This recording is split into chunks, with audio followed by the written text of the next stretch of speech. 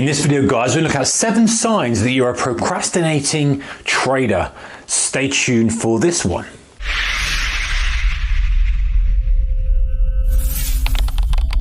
Hey traders and investors, a very warm welcome to you. Okay, so procrastination affects us in all walks of life, right?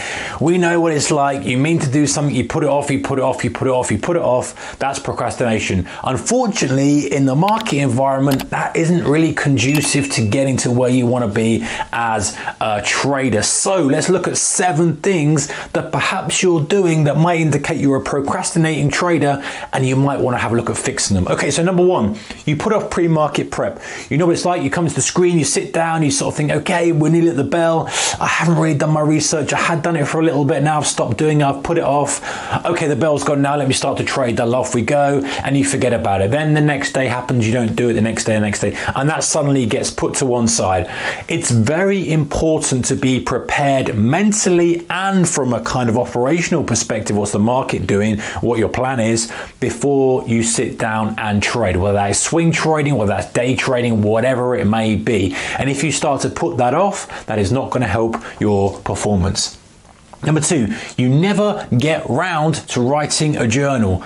Talk about this a lot, but it's a big thing. You never get around to it. You say, you know what, you're bought into the idea of writing a journal, right? You're there, you're like, you know what, I know I should write a journal. It's going to make loads of sense. It's going to take me 15 minutes a day, half an hour a day, and you know, I'm going to be a much better trader for it. There's no way it's going to be a bad thing for me. All I'm going to lose out of my life is 15 minutes. You're sold on it, right? There's no reason not to be sold on it. And we talk about different ways of doing a journal, whether you're going to do it audibly, whether you've written it down, video, whatever. So there's no real reason not to do it. But you just don't do it. And you don't know why you don't do it. You just think, oh, am I not doing it? And in the back of your mind, you're thinking, I've not done a journal, If that's you and you think you're bought into the idea of doing a journal, but you're not doing it, to make the decision to do it from now, because it can only benefit you.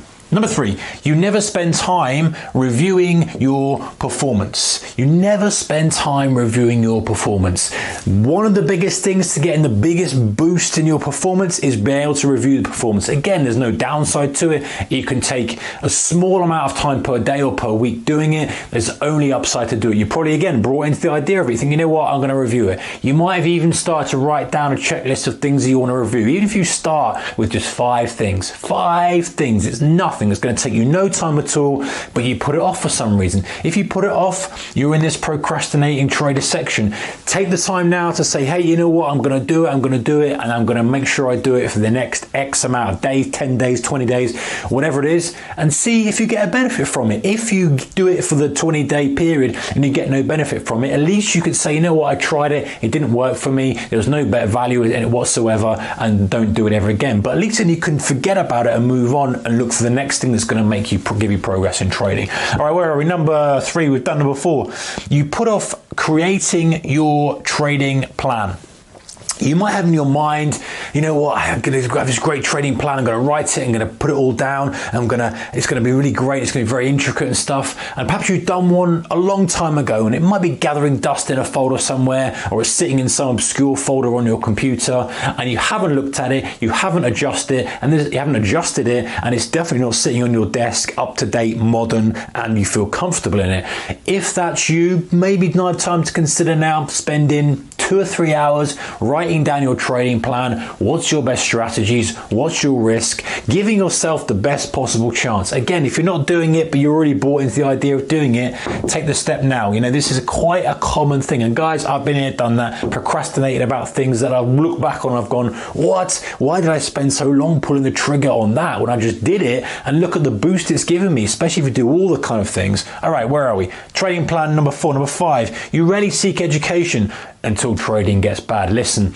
we don't actively seek help from others, or we don't actually seek knowledge generally. Maybe we'll read a book for entertainment here and there, but having a routine of, hey, I'm going to watch this educational video, I'm going to read these educational books, this blog, that stuff. Of course, not just getting noise, listening to the guys that you like to listen to, reading the guys that you like to listen, reading the books that you think are going to be beneficial for you, all that kind of stuff. Podcast, whatever your educational routine is, having allocated time for it. Again, if you kind of drip in and drip out of it, and most of the time, guys, as with most things, when it gets tough or hard, that's when we seek help. That's when we seek guidance. In reality, if we keep pushing with the education and the self-improvement in trading throughout thick and thin, it will push us way, way further ahead than it will if we just kind of look for it when we're in trouble.